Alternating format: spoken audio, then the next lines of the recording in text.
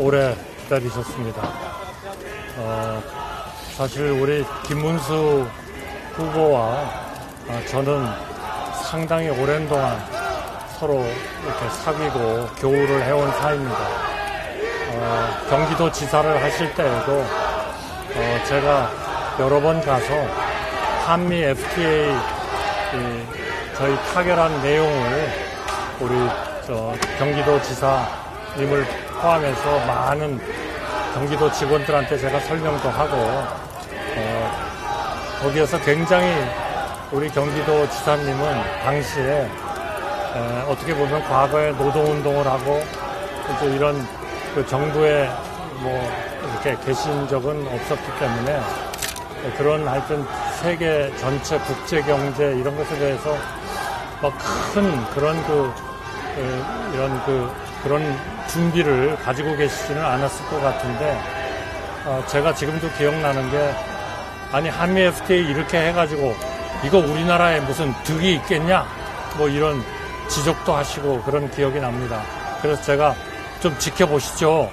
그랬더니 다행히 이제 그 다음에 한 10년쯤 지나서 트럼프 대통령 1기 때 트럼프 대통령이 우리나라 한미 FTA를 보면서 아니 누가 이걸 협상을 해가지고 이렇게 미국이 맨날 손해만 보게 만들어놨냐 이래가지고 이거 당장 없애버려라 이래가지고 이제 또 막 미국하고 협상을 해가지고 타결도 다시 협상도 하고 한 기억이 납니다. 그만큼 우리 김문수 후보는 국가의 이익 또 국가가 어떻게 나가야 되는가 하는 것에 대해서 항상 깊은 사고를 해오신 분이고 또 거기에 따라서 본인의 행동, 본인의 철학 이런 것도 합리적인 쪽으로 이렇게 항상 바꾸셨던 분으로 저는 그렇게 기억을 하고 있습니다. 같이 국무위원으로서 역할을 할 때에도 항상 그 시각을 정말 국가와 국민 그리고 사회적 약자 이런 쪽에 두시는 그런 아주 훌륭한 덕목을 계속 보아오셨다 이렇게 생각을 합니다. 저는 지금 소위 무소속으로 선관위에 그 예비 등록을 한 후보입니다. 예비 후보입니다. 그렇기 때문에 제가 그 대통령직에 출마한 예비 후보로서 제가 언론에도 나가서 인터뷰도 하고 또 외신 기자단 앞에서 브리핑도 하고 그리고 또 이낙연 총리나 이런 분들을 만나면서 이 나라를 어떻게 끌고 가야 되는가 하는 데 대해서 논의도 하고 그리고 뜻을 같이 하도록 설득도 하고 그렇게 하고 있습니다. 저는 분명히 무소속의 예비 후보다 하는 말씀을 드리고 싶고요. 거기에 따라서 모든 활동을 하고 있고 또 모든 우리 선거법에 의한 규제도 같이 받고 있다 하는 말씀을 드리겠습니다. 오늘 그 단일화의 문제에 대해서 우리가 속 시원한 그런 해결책을 드리지 못한 것에 대해서 우선 국민들한테 죄송하다 하는 말씀을 드리고 싶습니다. 이유가 다 있겠지만은 저는 국민을 위해서 또 우리 국가를 위해서 지금 우리가 해야 하는 이런 절대절명의 일들 이런 것들을 덮을 수 있는 것은 아무것도 없다. 저는 그렇게 생각합니다.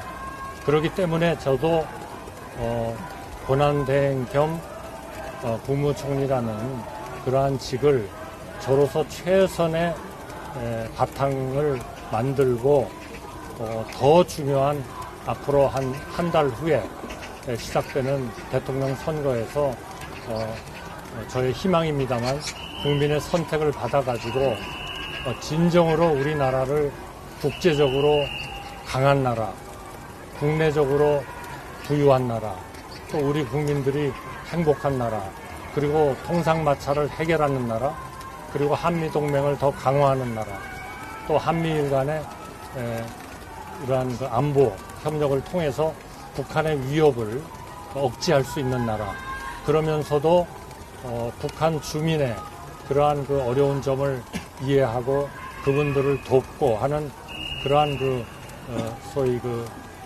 우리 북한과의 대화, 그리고 필요하다면 정상회담도 조건 없이 한다는 그러한 의지를 가지고 꼭 우리가 선거에서 승리를 해서 제대로 된 나라를 만들어야 되겠다.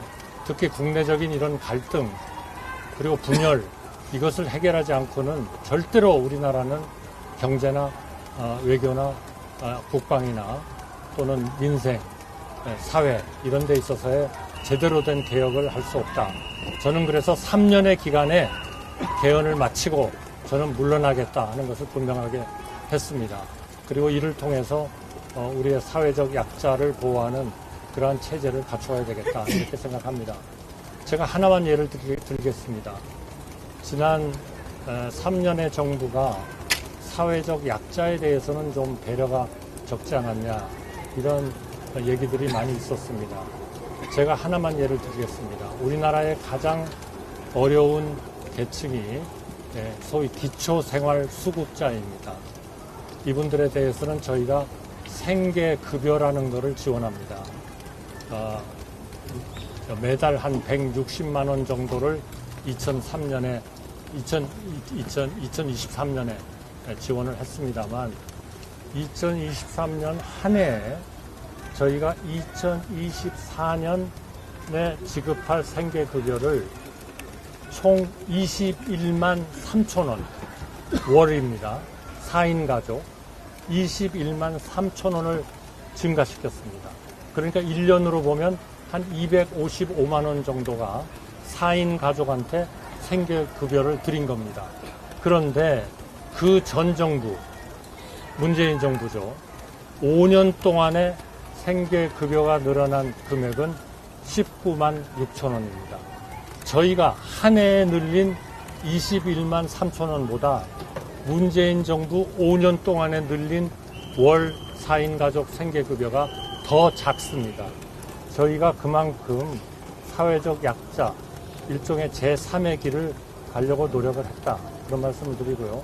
제가 국민의 선택을 받는다면 저도 그러한 우리의 자유민주주의 그리고 시장 경제를 기초로 하면서도 사회적 약자를 보호하기 위한 그러한 제3의 길을 우리의 정책의 어떤 베이스로 기초로 좀 가져가려고 합니다.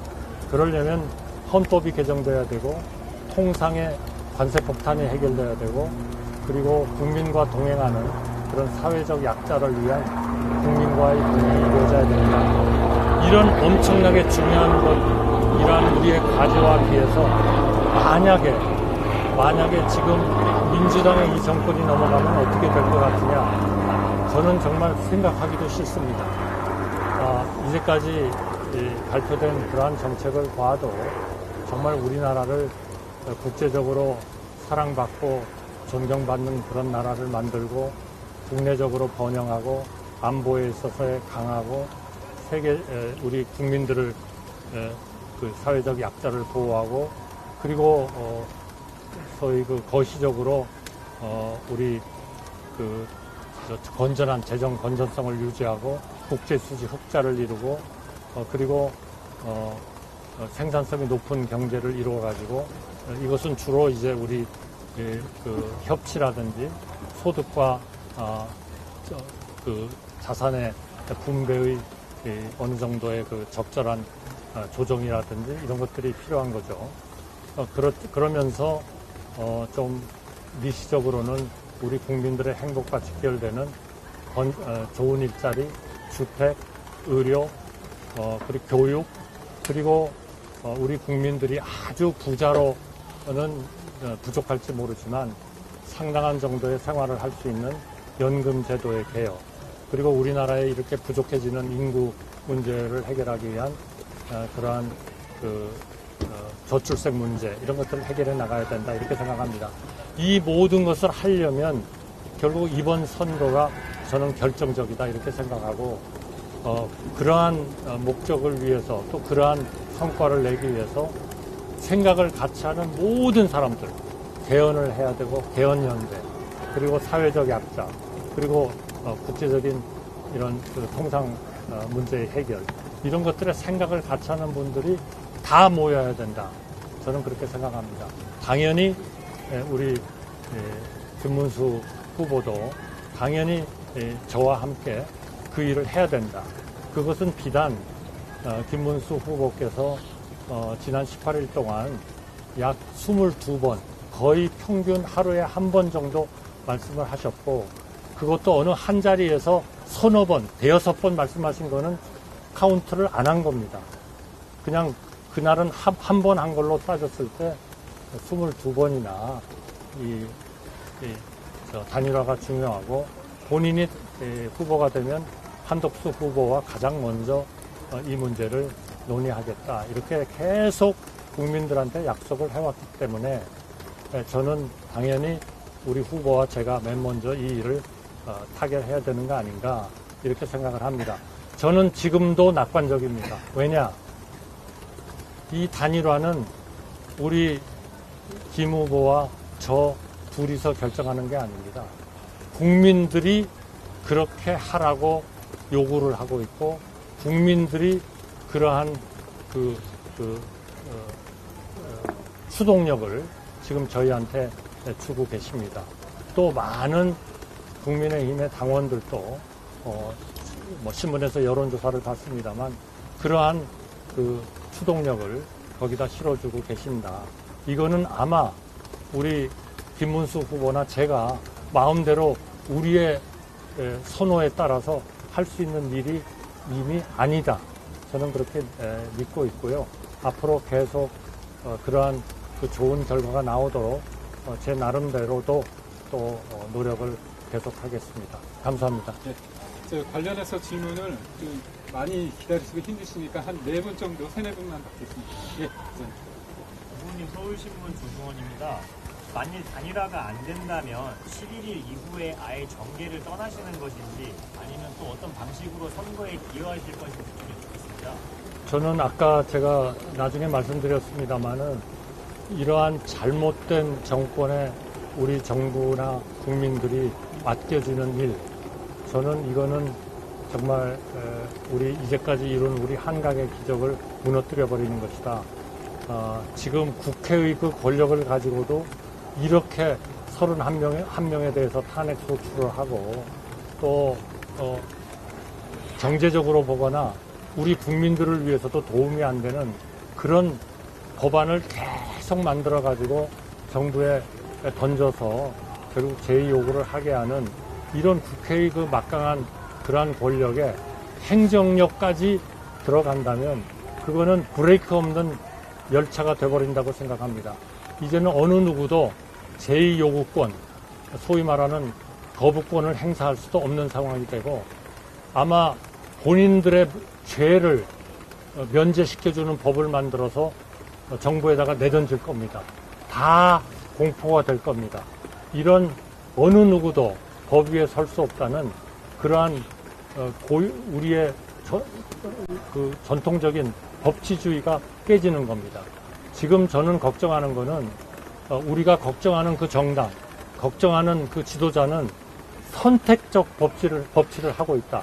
이렇게 생각합니다. 본인한테 유리하고 본인의 조직에 유리하면 잘하는 거고, 그 재판관이 잘하는 거고, 그 법원이 잘하는 거고, 본인들한테 불리한 거를 한 재판관과 법원은 전부 다 말하자면 엉터리 법관이고 엉터리 법원이고 손을 봐야 하는 그러한 조직이고, 이런 정말 이제까지 우리 김문수 후보가 말씀하셨듯이 이제까지 어느 정권도 그러지 않았던, 제가 모셨던 김대중 대통령, 제가 모셨던 노무현 대통령 절대로 그러지 않았습니다. 다 시장을 중시하고 자유민주주의를 지키려고 노력하셨고, 그리고 지금과 같은 그런 정말 말도 안 되는 법을 만들어가지고 정부한테 막 들이미는, 그것이 전부 다 표에 도움이 된다고 착각을 하고 있기 때문에 그렇습니다. 절대로 우리 국민은, 현명한 우리 국민은 그런 생각을 하고 계시지 않고 그런 선택을 하시지 않으리라고 생각합니다.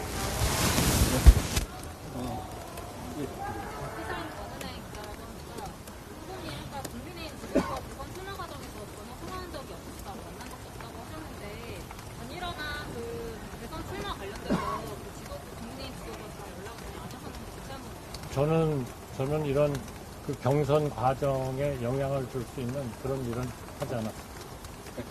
한 번만 더 받겠습니다. 예. 이번 단일화를 22번이 넘죠. 실제로 말씀하신 거는 아마 수십 번 더 얹어야 될 겁니다. 만약에 김웅수 후보님이 후보님과의 단일화를 적극적으로 말씀 안 하셨다면 출마를 안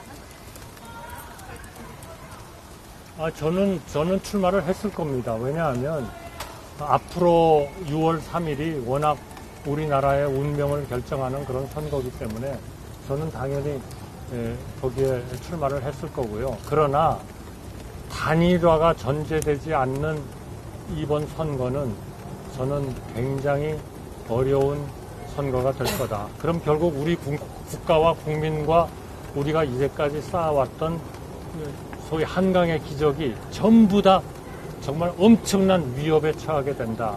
그래서 저는 이거는 반드시 되어야 되고 저는 되리라고 믿습니다.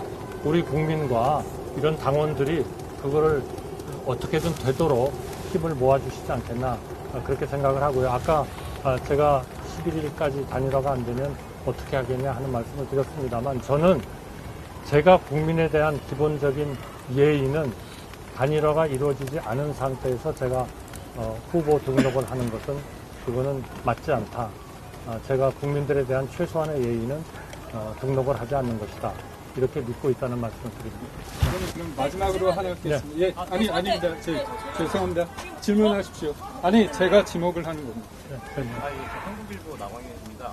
질문드리고 싶은 게 사실 지금 단일화에서 중요한 게 부분에서 시너지 효과가 나야 되는 거잖아요. 근데 당 지도부에서 지금 약간 강제 단일화라고 볼 정도로 자체적으로 진행을 하고 있는데 사실 이렇게 되면 단일화가 돼서 효과가 크지 않을 수도 있다고 볼 것 같은데 국민님은 이런 식으로 당 지도부가 단일화 진행하는 걸 어떻게 보시는지 이거는 정말 정치의 최고 전문가들이 판단해야 할 일이다. 저는 그렇게 생각합니다. 저는 그 문제는 판단을 하지 않겠습니다. 그러니까 그 시너지 효과라는 게 어느 분야에서 얼마나 날 수 있는 거냐 하는 거는 제가 그거를 충분히 분석할 만한 좋은 그런 정치에 대한 그런 그 통찰력과 지식은 저는 없다 생각합니다. 다만 저는 우리 국가가 국민이 그리고 우리 국민들의 민생이 또 우리 국가의 국제사회에 있어서의 지위가 통상마찰이 이것이 해결이 되려면 지금과 같은 이런 분열 그리고 갈등 이거 가지고는 안 된다 하는 것은 이미 판정이 됐다고 생각합니다. 그렇기 때문에 우리 단일화는 그런 것 때문에 필요한 거다. 모두가 같은 생각을 하는 사람들이 다 뭉쳐야 된다. 이렇게 생각하고요. 아까 저 질의에 제가 답변을 못 드렸는데 저는 우리 단일화가 어느 쪽으로 되든 저는 우리 김문수 후보를 열심히 제가 할 수 있는 한 도울 겁니다. 그게 국민들한테 경제의 문제를 제대로 설명하는 것이 될지 외교의 문제를 설명하는 것이 될지 모르겠습니다만 제가 50년 동안 쌓아온 모든 것을 총동원해서 모을 거고 힘을 모을 거고요. 또 제가 아는 많은 분들이 이러한 개헌연대 그리고 힘을 모으는 데 합치도록 그렇게 제 나름대로의 노력을 하겠습니다. 네. 오랜 시간 두고 저 질문 하나 있습니다. 죄송합니다. 오랜 감사합니다. 시간 감사합니다. 감사합니다. 말씀에 따라서 단일화 연구에 응하신다고 하셨는데요.